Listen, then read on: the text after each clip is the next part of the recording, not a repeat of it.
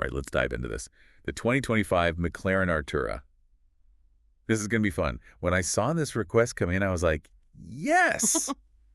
I've been wanting to get into the details on this one. It's a really interesting car, for sure. We've got a really detailed media release McLaren put out. Yeah, covering both the coupe and that new Spider model. So where do we even begin? There's so much to unpack here. It's not just, here's what's new. I want to understand the why. The engineering choices, the philosophy behind the Artura. What makes this car tick? Right. I guess the most obvious place to start is with like the big headline stuff, right? McLaren's cranked up the power even more. Oh, yeah. 700 PS combined output. Which is a nice little bump. Yeah, 20 more than the previous model. And of course, right. everyone's talking about the convertible. They finally added a Spider model to the lineup. And that's a good place to jump in, I think, because it would have been easy to just, take the coupe and chop the roof off. Yeah, just make a convertible version. Exactly. But that's not the McLaren way, is it? They were really thoughtful about how they integrated the retractable hardtop. Well, yeah, they've always been obsessed with lightweight design. Exactly. And with a convertible, you've got to think about the aerodynamics, too. Especially with the top down. How do you keep it slippery through the air? And speaking of weight, it's kind of mind-blowing that the Spider's only 62 kilograms heavier than the coupe. Yeah, it's really impressive when you think about it. You've got the retractable hardtop itself, Yeah. all the mechanisms to make it work. Then there's the structural reinforcements to maintain rigidity. You'd think it would be a much bigger weight difference. You'd think so. But McLaren is, like I said, obsessed with saving weight. They use some pretty exotic materials, a lightweight composite tub, for instance. Oh, right. And they even redesigned the roof system to be as light and as rigid as possible. It's not just like, oh, it's 62 kilograms heavier. It's a statement. Absolutely. It's like McLaren saying, we're not going to compromise on our core principles just to make it convertible. Okay. So when you're choosing between the coupe and the Spider, it's not just about looks, is it? It's about how you want to experience that performance. Right. Open air, wind in your hair, versus that pure, focused coupe feel. All right, now let's talk about the heart of the beast. That engine. It's a beast, all right. Over 200 PS per liter out of that V6.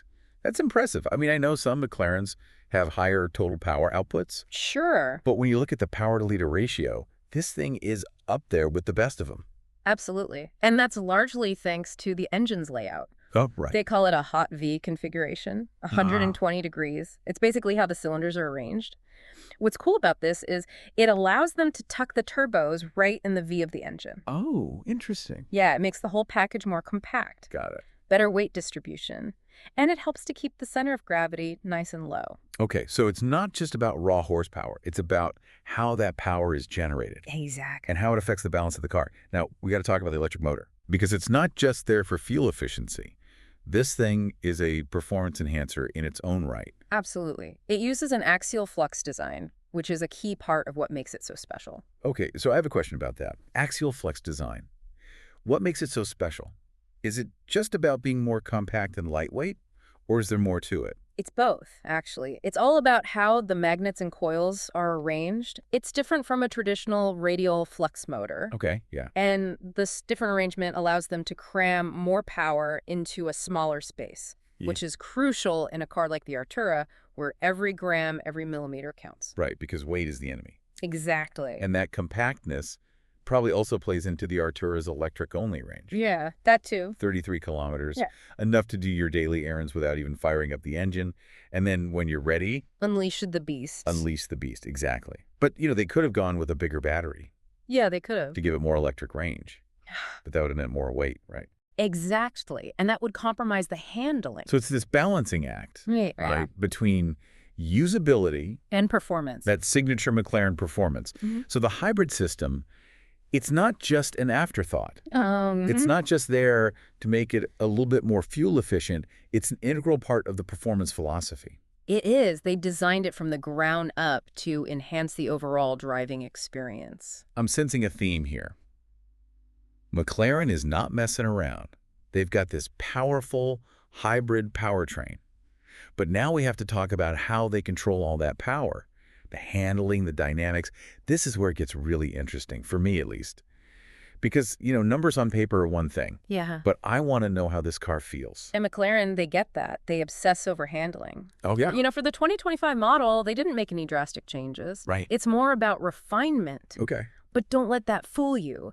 These refinements, they make a real difference in how the car drives. So guys, what kind of things are we talking about? We'll take the powertrain mounts, for example. They've stiffened them up. Okay. Now, what this does is it minimizes movement during hard cornering, obviously, Right. but it also changes how the car feels. There's that word again. Feel. Tell me more about that. Okay, so with these stiffer mounts, the car actually feels like it has a slightly shorter wheelbase, Oh, interesting. which translates to sharper turn-in, more agility. It's like they've amplified that connection between the driver and the road. So it's not just about like lap times and performance metrics. No. It's about how those changes are perceived by the person behind the wheel. Exactly. I love that. It's not just the powertrain mounts. They've also tweaked the damper tuning. Okay. So the suspension can react even faster now to driver input and changes in the road surface. It's all about that immediacy, right? Making the car feel like an extension of the driver. Exactly. And then there's the E-diff. Ah, yes, the EDIF, electronically controlled differential. I've heard a lot about this, but I'll admit I'm not entirely sure how it works. Okay, so basically, think of it as a brain that's constantly analyzing the grip levels and distributing torque between the rear wheels. Okay, yeah. It allows the Artura to corner with incredible precision and just explode out of corners with phenomenal acceleration. But it's not just about performance, right?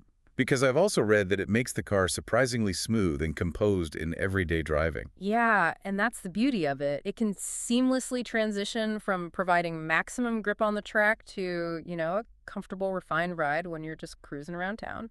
It's almost like having two cars in one. It really is. And then there's that variable drift control system, which just sounds like a whole lot of fun. Oh, it is. It basically lets you adjust how much the car is allowed to slide before the electronic stability control kicks in. So you can dial in your desired level of, let's call it, hooliganism. Exactly. It gives the driver more control, lets them tailor the car's behavior to their skill level. All right, so we've talked about the powertrain, the handling, but it's not all about brute force, right?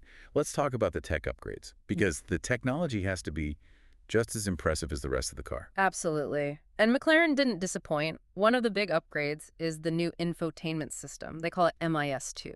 Okay, yeah, the infotainment. I remember reading some reviews of the previous system, and it sounded like it was a little bit sluggish. Yeah, they completely overhauled it. It's much faster now, more responsive, and way more intuitive. So like more user-friendly. Yeah, much more. It's almost like using a smartphone. And they added wireless charging, too. Oh, nice. Those little touches, that make a big difference when you're actually living with the car day to day. What about driver assistance systems? Any updates on that front? Yeah, they've enhanced those too. Lane departure warning and road sign recognition are now standard. Oh, good. And you can get optional extras like adaptive cruise control and blind spot monitoring. So they're making the Artura more well-rounded, I guess. It's not just this track weapon anymore. Yeah. It's a car you can actually live with on a daily basis. Right. And that's a trend we're seeing across the board with supercars. Automakers are realizing that, yeah, performance is important, Sure.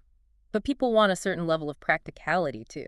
They don't want to be intimidated to take their supercar out for a drive on the weekend. Yeah, you don't want it to just sit in the garage. Yeah. Speaking of tech that makes the car more enjoyable to drive, there was one feature that really caught my eye.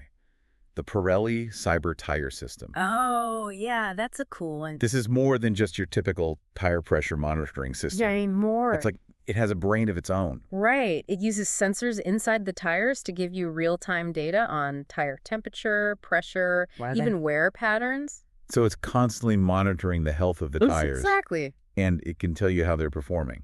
That's pretty wild. It's really sophisticated. It can even recognize which type of Pirelli tire is fitted to the car. So like if you're running the standard P0 tires, the track-focused P0 Corsas, or even the P0 winter tires, the car knows exactly what it's dealing with. Oh, wow. And it can adjust its systems accordingly. So it's not just monitoring, it's like integration. Exactly. The car is using that data to actually improve its handling and performance. It's all about creating a more intelligent driving experience. All right, so we've covered a lot here. The Artura was already a fantastic car, but all these updates, they really seem to take it to another level. What's the overall theme here, would you say? What's McLaren trying to say with all these changes? I think it's pretty clear they're not standing still. They're constantly pushing the boundaries, Always innovating. always looking for ways to make the car even better, more engaging for the driver. Yeah, it makes you wonder what's next. It really does make you think, where do they go from here? Right. I mean, with the Artura, they're all in on hybrid technology, Yeah, but they're doing it the McLaren way. You know what I mean? right. It's not just about, slapping a hybrid badge on it. Yeah, yeah. It's got to be true to the brand. Exactly. It's about using that technology to make the car perform better, to enhance the driving experience, not just to, tick a dox. It makes me think, as battery technology keeps getting better and better, Yeah. are we going to see a fully electric McLaren supercar someday? Oh, I think it's inevitable. And I can't wait. Imagine, like, mind-bending performance, but with zero emissions. Then it'll still be a McLaren, right? Lightweight, agile, focused on the driver. It's a pretty exciting time to be a car enthusiast. It feels like we're at the beginning of a whole new era for supercars. Absolutely.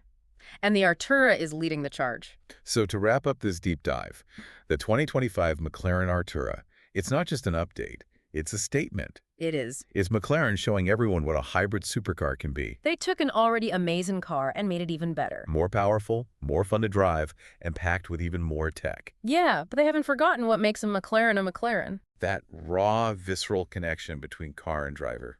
You can take it to the track and have an absolute blast, or you can cruise around town in comfort. It's the best of both worlds. And with the addition of the Spider, there's an Artura for everyone now. Exactly. So my final thought for you is this.